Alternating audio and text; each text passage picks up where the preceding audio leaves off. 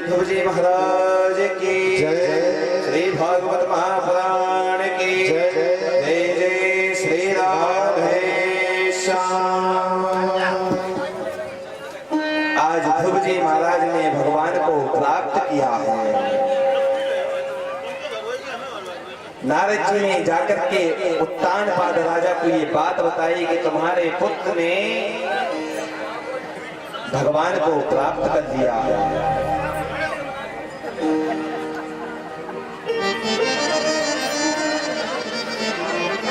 आज उत्तानपाद राजा ध्रुवजी महाराज के स्वागत के लिए महल के बाहर, नगर के बाहर खड़े हुए, समस्त सेना के साथ में सुरुचि मैया है, सुनीति मैया है। ध्रुवजी महाराज आज जब आए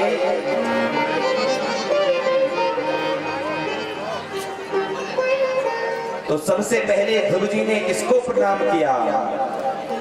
सुनीति मैया को नहीं किया, सबसे पहले सुरुचि मैया को प्रणाम किया है कि मैया, ना आपने ऐसे वचन कहे होते और ना मैं घर को छोड़ करके जंगल में भगवान की आराधना के लिए गया होता। उत्तानपाद राजा ने ध्रुव को गद्दी पर बिठाया है, जंगल में भगवान का भजन करके भगवान के धाम को प्राप्त हो गए हैं।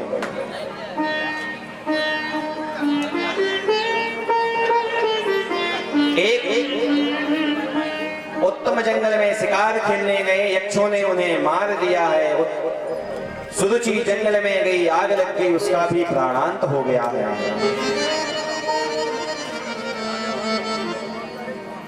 ध्रुवजी महाराज ने उन यक्षों को मारा।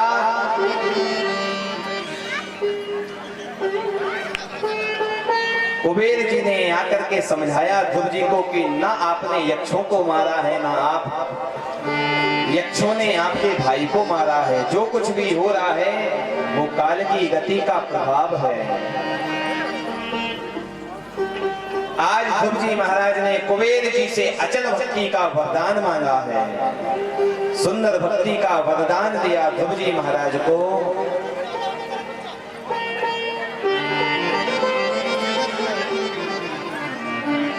ध्रुवजी के लिए सुंदर विमान आया, उस विमान में बैठ करके जैसे ही बैठने लगे तो एक पुरुष आया, कहने लगा महाराज आप ऐसे नहीं जा सकते हैं। क्यों?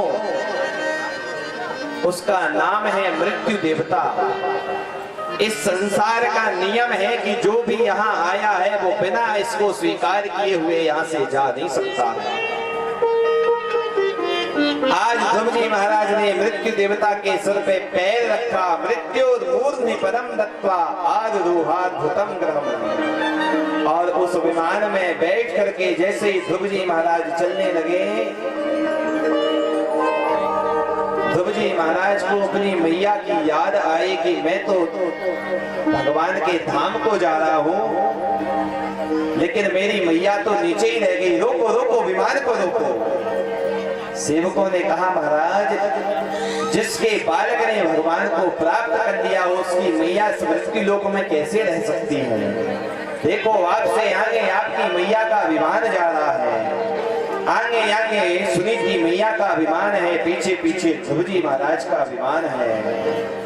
ध्रुवजी महाराज ने भगवान का भजन किया और भजन के प्रभाव से ध्रुव पद को प्राप्त किया है। समस्त देवताओं ने पुष्प वृष्टि करी है। तुलसी बाबा भी लिखते हैं रामचरितमानस में, ध्रुव सगेला जप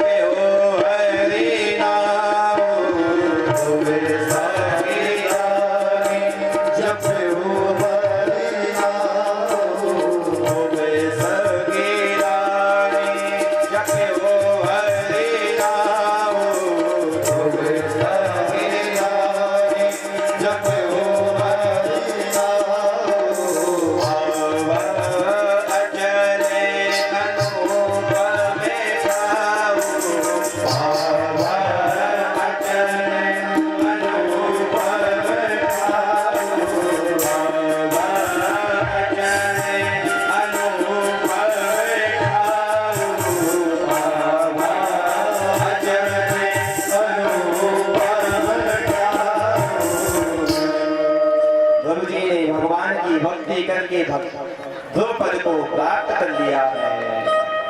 बोलिए भक्त वत्सल भगवान की, श्री भागवत महापुराण की जय। जय श्री राधे श्याम।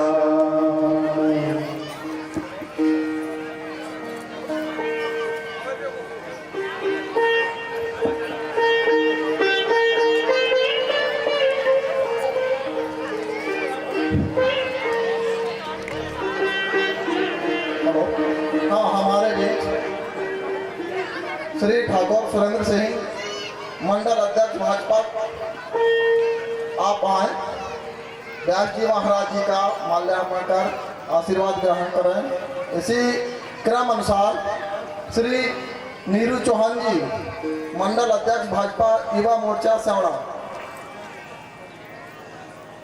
पंडित श्री संतराम चौधरी जी वरिष्ठ भाजपा नेता जी आप आए, व्यास जी महाराज जी का माल्यार्पण कर आशीर्वाद ग्रहण करें।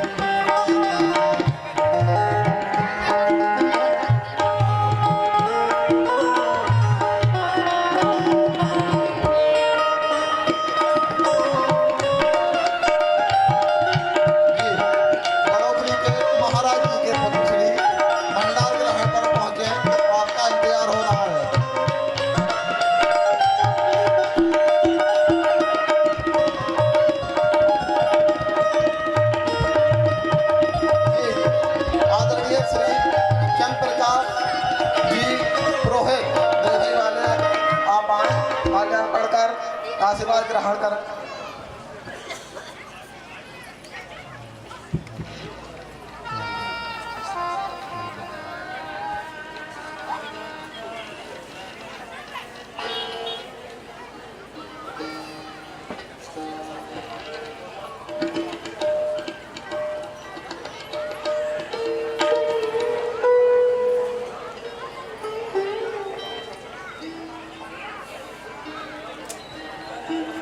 आदरणीय चाचा श्री रामसिया सिंह चौहान जी आए, महाराज जी को सॉल कर आशीर्वाद ग्रहण कर।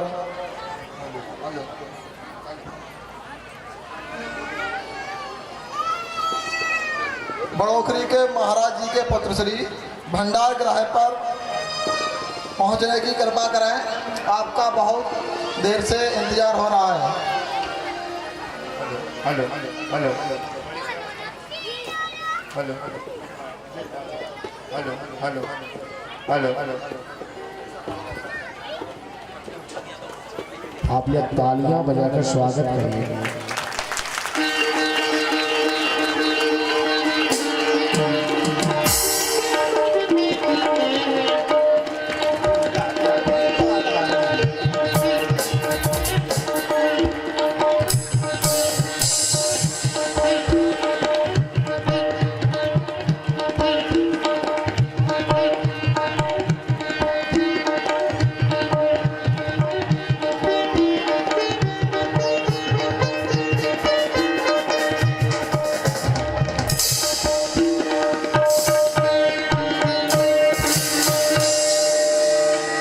बांके बिहारीलाल की, श्री भागवत महापुराण की जय। जय श्री राधे राधे श्याम। आज का जो भंडारा है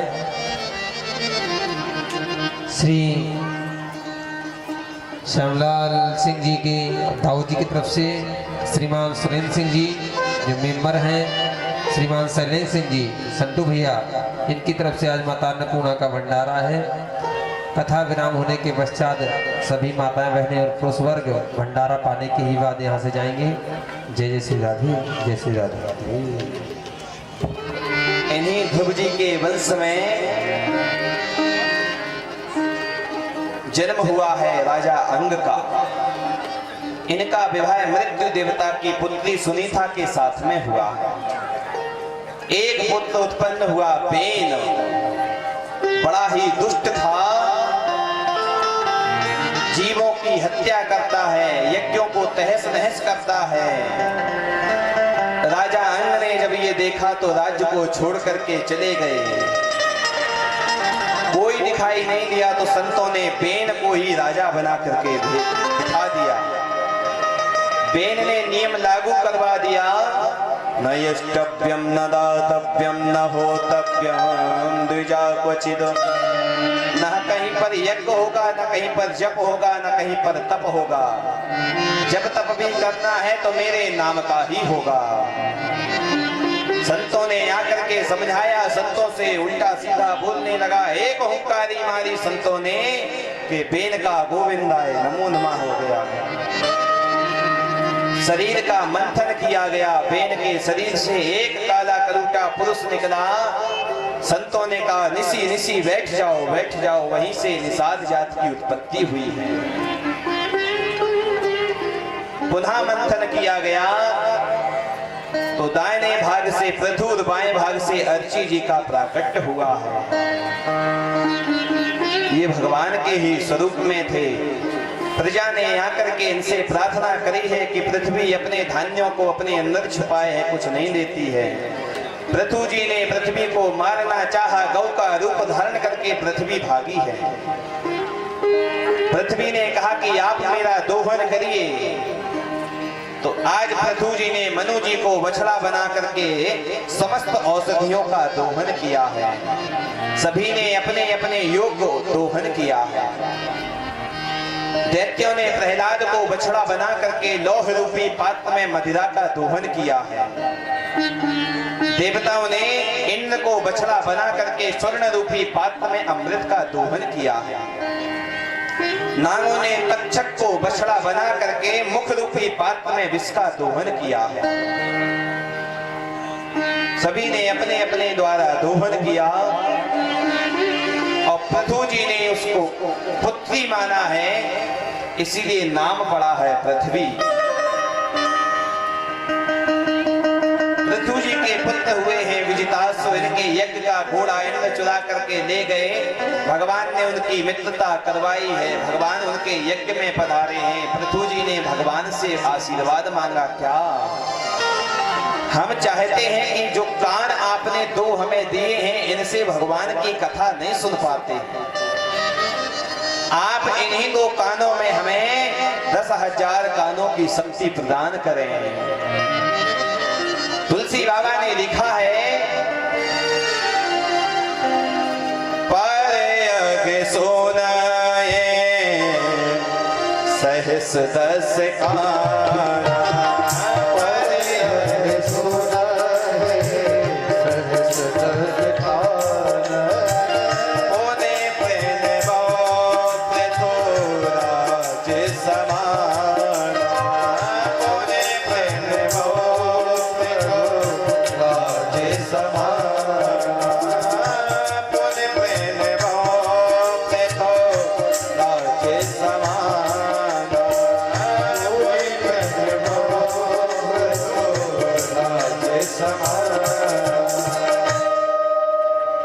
एक पृथु जी हैं जो कहते हैं भगवान दो कानों से आपकी कथा नहीं सुन पाते, ये कम है।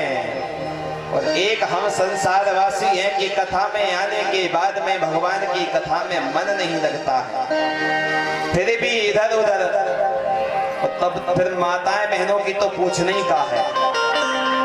जे अगर एक से दो जहां भई तो समझ लो किसी की जरूरत नहीं है। और फिर यहाँ तो संगम है, एक दूसरे के मोहल्ले से आई हैं, एक दूसरे गांव से आई हैं, वो उनका हाल चाल ले रही हैं, वो उनका हाल चाल ले रही हैं। कथा तो हमेशा होती रहती है, पर ये आपकी सखी दोबारा थोड़ी ना मिलेगी। और कुछ लोग तो सोने में मगन हैं, बढ़िया आराम से घूंघट मारा, जय हो महाराज, बढ़िया निद्रा आती है।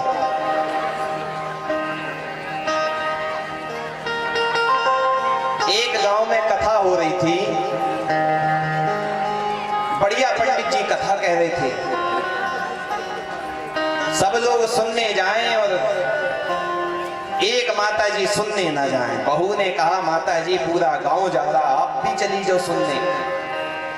जब बहू ने ज्यादा कहा तो सासों माता आई घर से और कथा सुनने को बैठ गई एक खम्मे से टिक करके। उसके पीछे एक बंधी थी बकरी। अब माता जी को जैसे ही निद्रा आए वो पीछे को हो तो वो बकरी पीछे से सींग मार दे उन्हें, तो उनकी नींद खुल जाए, फिर सोए तो वो फिर सींग मार दे। पूरी कथा हो गई, न कथा सुन पाई न सो पाई। लौट करके अपने घर को गई। बहू ने पूछा माता जी कैसी कथा लगी पंडित जी की? अरे बोले कथा की कुछ ना कहो, ऐसे उनके वचन थे कि हृदय में कम उतरे पीठ में ज्यादा लगे। प्रेम से बोलिए जय श्री राधे। तो वैसे ही हमारी माता जी भी कुछ आई हैं ऐसी जो धकेली गई घर से, सुनने नहीं है, धकेली गई जबरदस्ती, शर्म के असूरा बहाने आई हैं। तो पृथु जी की तरह भगवान ने जो कान दिए हैं तो कम से कम भगवान के गुणानुवादों को सुनिए, भगवान की कथाओं को सुनिए। सनकादिक लोग उसी यज्ञ में पधारे, उनका चरणों तक लिया है।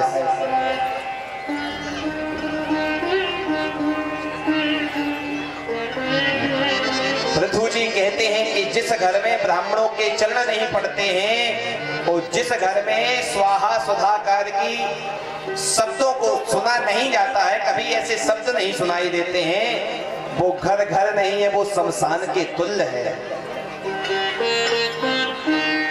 न पादो दग कर्दमानी न वेद शास्त्र ध्वनि गर्जतान्वी, न जहां पर वेद शास्त्रों की कभी ध्वनि हुई है।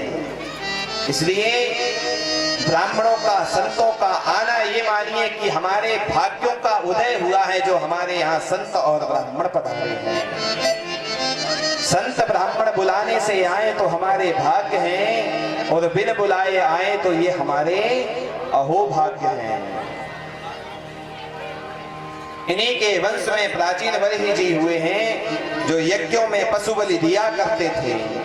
नारद जी ने उन्हें सुंदर पुरंजनोपाख्यान के द्वारा उपदेश दिया कि जितने पशुओं की आपने बलि दी है वो सब आपकी राह देख रहे हैं। तब उन्होंने यज्ञों में पशु बलि देना बंद किया है। जब तक हमारे जीवन में संतोष रूपी धन नहीं है तब तक हमें कुछ प्राप्त होने वाला नहीं है। गोधन गज धन बाज धन और रतन धन खान, जब आवे संतोष धन सब धर धूरी समान। अपने मन को इंद्रियों को भगवान के चरणों में लगा दो, आपका उद्धार हो जाएगा। देखना इंद्रियों के न घोड़े भगे, इनमें संयम के निस दिन कोड़े पड़े। अपने रथ को सुमार के चलाते चलो, कृष्ण गोविंद गोपाल गाते चलो। अपने मन को इंद्रियों को भगवान के चरणों में लगा दो और भगवान के नाम को जपते रहो, आपका उद्धार हो जाएगा, कल्याण हो जाएगा। परीक्षित जी ने सुखदेव भगवान से प्रश्न किया कि मनु जी की जो द्वितीय पुत्र हुए हैं प्रियव्रत जी, ये तो आत्माराम थे, लेकिन इन्होंने फिर गृहस्थाश्रम क्यों अपनाया? प्रियव्रतो भागवतो आत्मारामः कथम मुने।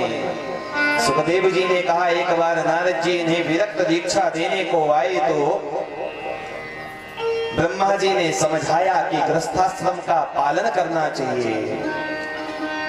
इन्होंने गृहस्थाश्रम का पालन किया, एक दिव्य तेजोमय रथ बनाया। देखा कि रात्रि जो होती है वो संसारवासी इसको सोने में व्यतीत कर देते हैं। आगे आगे सूर्य भगवान पीछे पीछे अपने रथ को लेकर के चलने लगे। 7 द्वीप और 7 समुद्र बने हैं। ब्रह्मा जी ने समझाया इन्हें, तब इन्होंने परिक्रमा लगानी बंद करी है। इन्हीं के वंश में आगे आग्नेन्द्र हुए हैं और इनके यहाँ नाभि जी का जन्म हुआ है।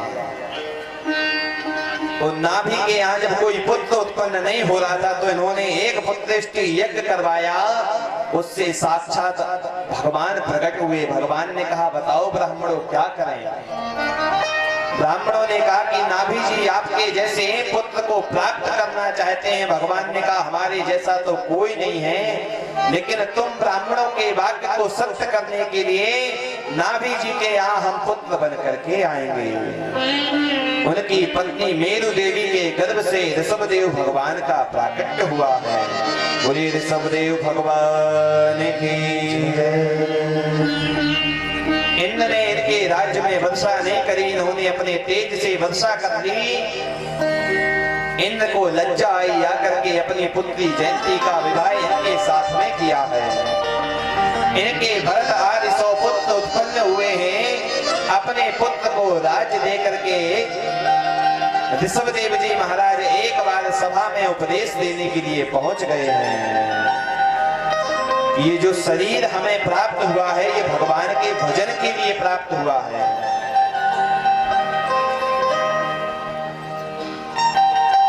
अन्य योनियां भोग योनियां हैं, लेकिन ये मनुष्य योनि कर्म योनि है। इसी से हम भगवान को प्राप्त कर सकते हैं। और कोई आपसे ये कहे कि भगवान का भजन न करिए, भगवान का जप न करिए, भगवान का तप न करिए, तो ऐसे लोगों का परित्याग कर देना चाहिए। कोई पाप नहीं लगता है। गुरु न सस्या स्वजनो न सस्या, पिता न सस्या जननी न सस्या, देवं न तस्यान्य पतेश्च सस्या, नमो चैत्या समुपेत मृत्यो।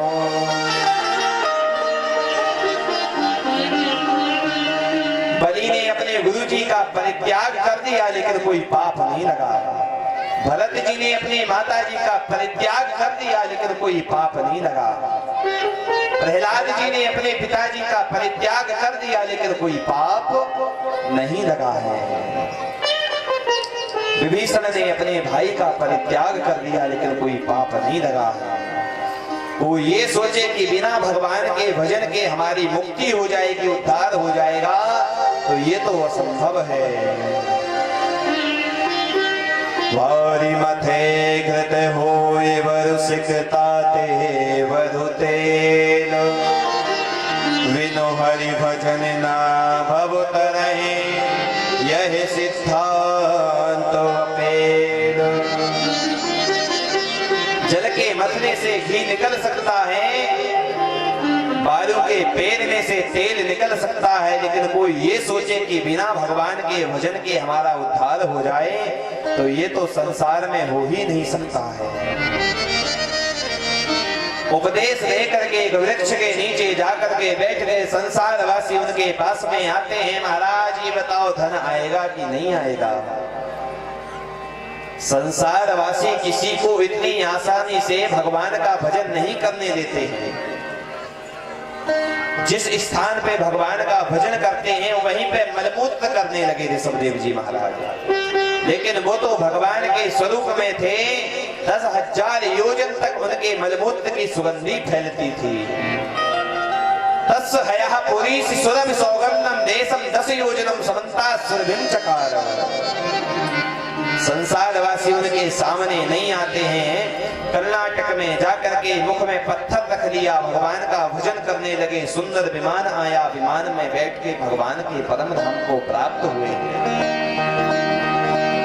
एक व्यक्ति वहीं पे बकरी चरा रहा था। उसने देखा कि जो महाराज ना स्नान बनाते थे, ना वस्त्र पहनते थे, ना नखों को काटते थे, ना तिलक स्वरूप करते थे, उनके लिए सुंदर विमान आया। उसने जाकर के वहां के राजा अरहन को ये समाचार सुनाया है। उन्होंने सोचा शायद ऐसा करने से भगवान की प्राप्ति होती है, और उन्होंने ये नियम लागू करवा दिया। वहीं से जैन धर्म का प्राकट्य हुआ है।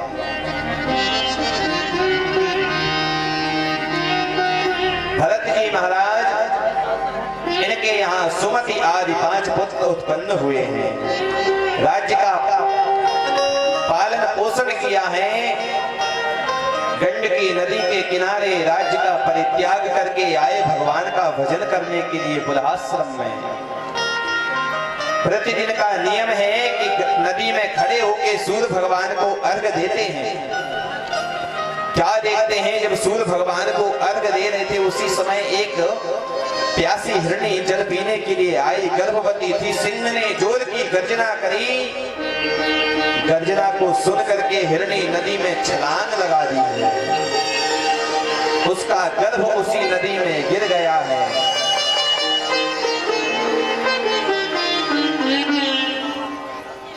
हिरणी गई और एक गुफा में उसका प्राणांत हो गया। उस नन्हे से हिरण के बच्चे को जल में बहता हुआ देख करके भरत जी महाराज ने उसको जल से बाहर निकाला है। दया करनी अच्छी बात है, लेकिन मोह करना अच्छी बात नहीं है। और मोह हुआ तो कहां, राज्य का परित्याग करके आए, घर परिवार को छोड़ के आए। आज मोह हुआ तो एक मृग के बच्चे में हुआ है। धीरे धीरे आसक्ति बढ़ने लगी है। भगवान की पूजन की सामग्री को लेने ले जाते हैं तो उस मृग के बच्चे को कंधे पे रख के ले जाते हैं। पूजा में मन कम लगने लगा, उस मृग के बच्चे में आसक्ति ज्यादा बढ़ने लगी है। एक दिन की बात, पूजा में बैठे थे भरत जी महाराज, मृगों का झुंड आया। वो मृग का बच्चा मिलकर के चला गया है। अंत समय आया, उसी मृग के बच्चे की याद रही। अंते यामति सागति। अंत समय में जिसका चिंतन, जिसका ध्यान किया जाता है, अगला जन्म उसी का प्राप्त होता है। भरत जी महाराज का अगला जन्म एक हिरण का हुआ, लेकिन पूर्व जन्म में भगवान की भक्ति करी थी तो अपने झुंड को छोड़ करके उसी घनघोर जंगल में आए। भगवान की कृपा से आग लगी और वो मृग का शरीर भी त्याग दिया। अगला जन्म आंगिरस गोत्र ब्राह्मण के यहाँ हुआ। यहाँ पर भी इनके पिताजी ने इनका नाम रखा है भरत। इनके पिताजी कर्मकांडी ब्राह्मण थे। बचपन से ही भरत जी महाराज को गायत्री मंत्र याद करवाया, लेकिन उन्होंने याद नहीं किया। क्यों? जानते हैं जो बोला वो मरा। इससे अच्छा है कि बोलो ही ना। किसी से कुछ नहीं बोलते हैं। इनके पिताजी ने इनका नाम रख दिया है जड़ भरत। जड़ भरत जी ने कहा तब तो ये और भी अच्छा रहा कि नाम के आगे एक विशेषता लग गई है कि जड़। इनके पिताजी का प्राणांत हुआ, शरीर छोड़ दिए पिताजी।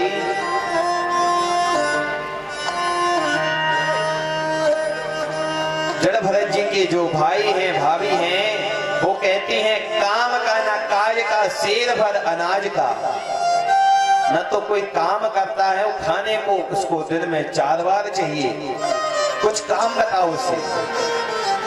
काम बताया गया जड़ भरत जी महाराज को कि इस स्थान पे गड्ढा करना है, यहाँ पे मिट्टी एकत्रित करनी है। जानते हैं यदि एक काम को अच्छे से करेंगे तो कल 2 काम मिलेंगे। तो जिस स्थान पे गड्ढा करना था वहां पे मिट्टी एकत्रित कर दी, और जहां मिट्टी एकत्रित करनी थी वहां गड्ढा खोद दिया। इनके भाइयों ने कहा तुम किसी काम के नहीं हो, चलो यहां से दूसरे खेतों पे ले चलते हैं तुम्हें। दूसरे खेतों पे ले गए कि यहाँ पे पक्षी आते हैं, दाना चुनते हैं, तुम पक्षियों को भगाते रहना।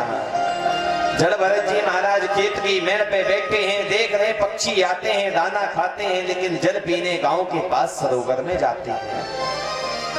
कुम्हार के यहाँ गए, लेकर के मिट्टी के पात्र आए, पूरे खेत में रख दिए, जल भर दिए, मेड़ पे बैठ करके भगवान का संकीर्तन करने लगे हैं। राम जी की चिड़िया राम जी को खेत, राम जी की चिड़िया राम जी को खेत, आओ रे चिड़िया मन भर पे, राम जी की चिड़िया राम जी को खेत, आओ रे चिड़िया मन भर पे, राम जी की चिड़िया राम जी को खेत, राम जी की चिड़िया राम जी को खेत, राम जी की चिड़िया राम जी को खेत, राम जी की चिड़िया राम जी को खेत, आओ रे चिड़िया भर भर पे, आओ रे चिड़िया भर भर पे, राम जी की चिड़िया राम जी को खेत, राम जी की चिड़िया राम जी को खेत, आओ रे चिड़िया भर भर पे, आओ रे चिड़िया भर भर पे, आओ रे चिड़िया भर भर पे। 2-4 दिन के बाद में इनके भाई आए तो क्या देखते हैं खेत की जगह खलिहान हो गए। कारे तुम तो किसी काम के नहीं हो, खेतों से भी भगा दिया है, जो कुछ मिल जाता भगवान की प्रसादी मान करके पा लेते, मन में भगवान का चिंतन करते हैं। एक चोरों का सरदार था, उसने मन्नत मांगी थी कि मेरे यहाँ कोई पुत्र उत्पन्न होगा तो भद्रकाली मैया को एक नर बलि दूंगा। उसके यहाँ पुत्र उत्पन्न हुआ, बलि देने के लिए जिसको लेके आया, मौका पा करके वो भाग गया। सेवकों ने कहा महाराज जिसे लेके आए थे वो तो भाग गया। राजा ने कहा जो भी दिखाई दे उसको पकड़ करके लाओ, उसी की बलि दी जाएगी। कोई तो नहीं दिखाई दिया, लेकिन जड़ भरत जी महाराज देख गए। चलिए महाराज। महाराज जी चल दिए। रात में लेकर के आए, सुंदर सुंदर भोजन करवाए, प्रातः काल स्नान ध्यान करवा करके सुंदर वस्त्रों को पहनाया, तिलक स्वरूप कर करके आज भद्रकाली मैया के सामने ले गए हैं। जाते ही जड़ भरत जी महाराज ने भद्रकाली मैया को प्रणाम किया है। सब में भगवान का दर्शन करते हैं। सेवकों ने कहा आपकी बलि दी जानी है, कोई खेद नहीं मन में। जैसे ही चोरों के सरदार ने खड्ग उठाया, जड़ भरत जी महाराज की बलि देना ही चाहते थे कि उसी समय मूर्ति को फाड़ करके भद्रकाली मैया प्रकट हो गई है।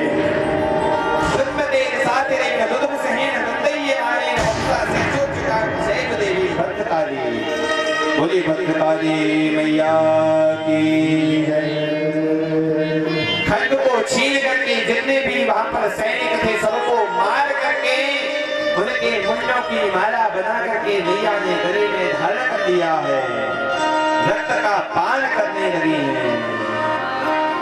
लेकिन आज जड़ भरत जी महाराज तो मैया के दरबार में हैं।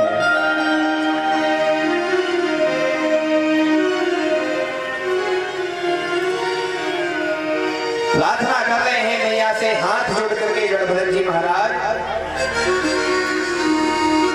तेरी छाया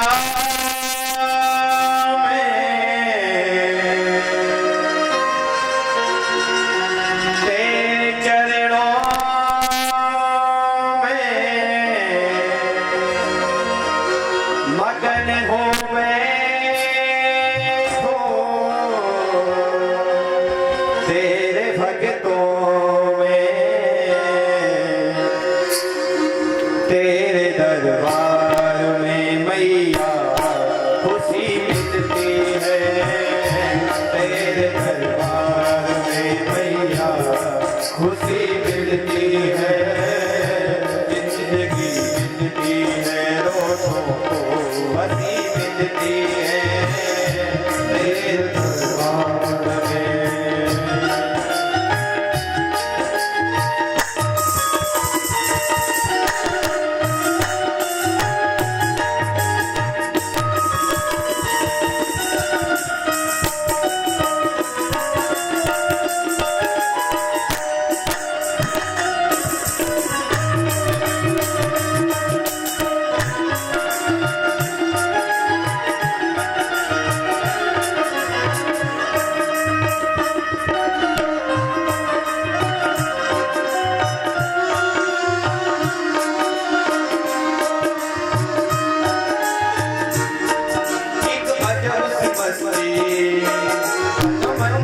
आती है एक वजह से मस्ती कनवल में खाती है।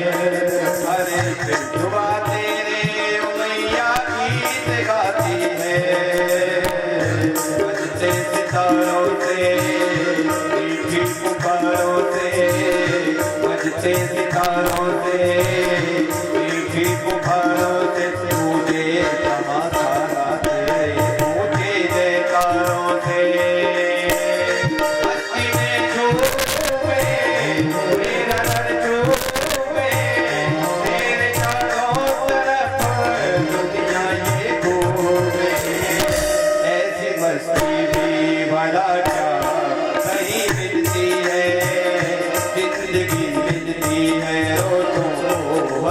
मिलती है तेरे दरबार में।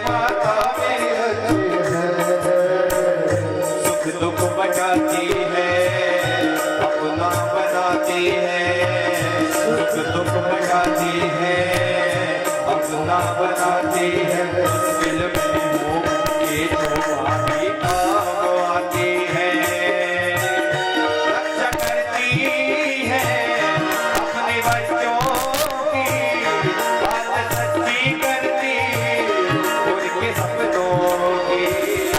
सारे दुनिया की दौलत भी यही मिलती है, जिंदगी मिलती है, रोज़ों को हंसी मिलती है तेरे दरबार में मैया, खुशी मिलती है तेरे दरबार में मैया, खुशी मिलती है तेरे दरबार में मैया, खुशी मिलती है तेरे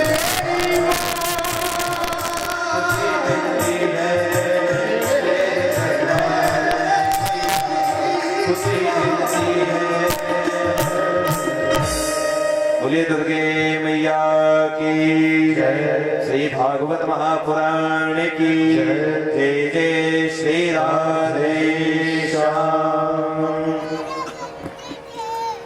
जड़भरत जी ने आज भद्रकाली मैया को प्रणाम किया, वहां से आगे चल दिए।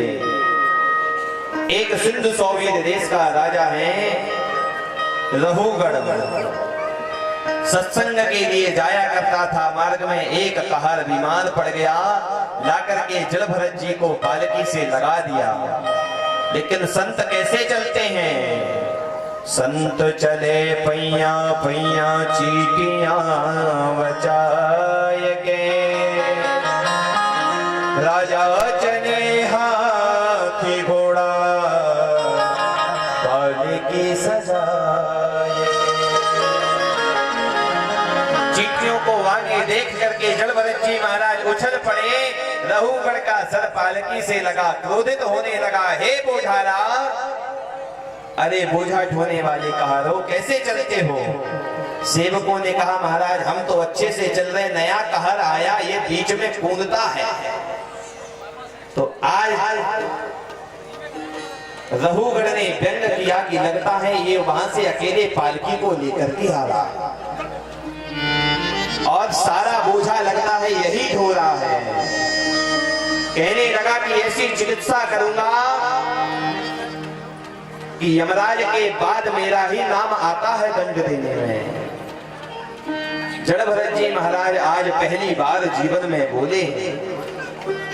क्यों बोले? क्योंकि जानते हैं कि रहुगढ़ पात्र है, लेकिन इसके अंदर कुछ अभिमान है और ज्ञान पात्र को ही देना चाहिए।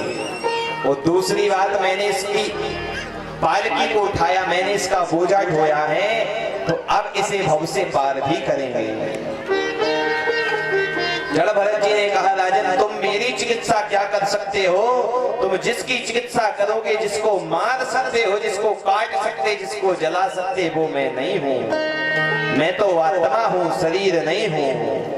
गीता में भगवान कहते हैं नैनम छिन्नन्ति शस्त्राणि नैनम दहति पावका न चैनम क्लेदयन्त्यापो न शोषयति मारुता।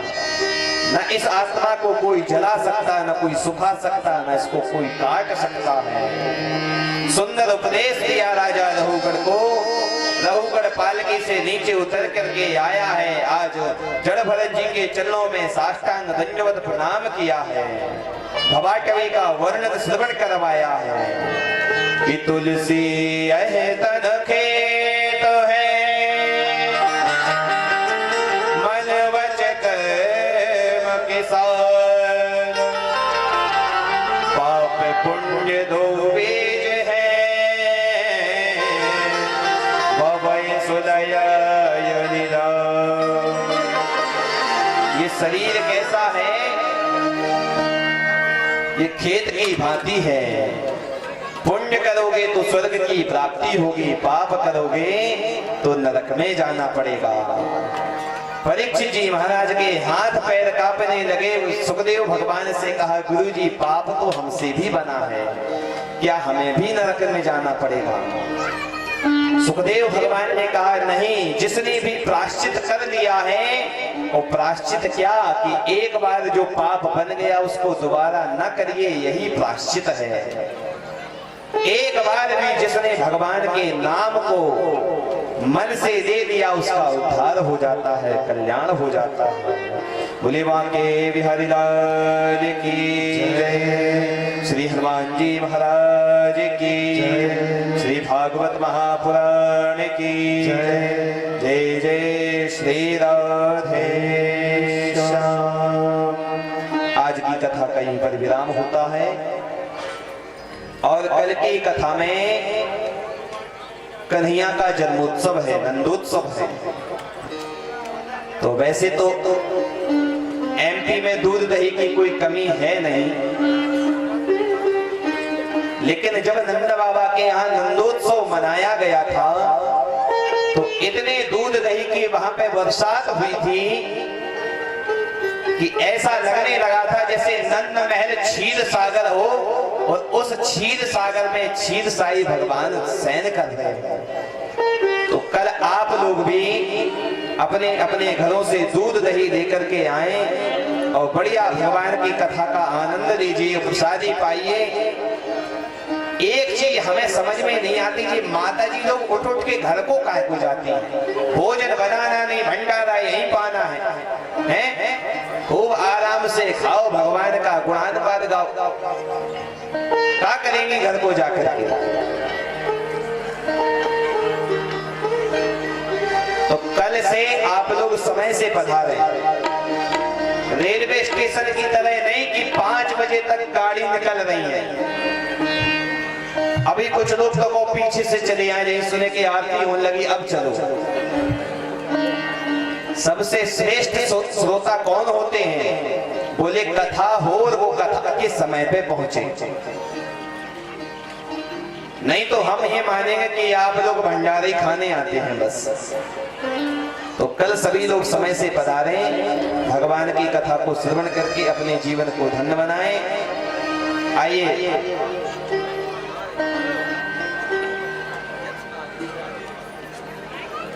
आइए परीक्षित जी महाराज, भगवान की आरती में सभी लोग सम्मिलित होंगे बड़े प्रेम से, बड़े भक्ति भाव से।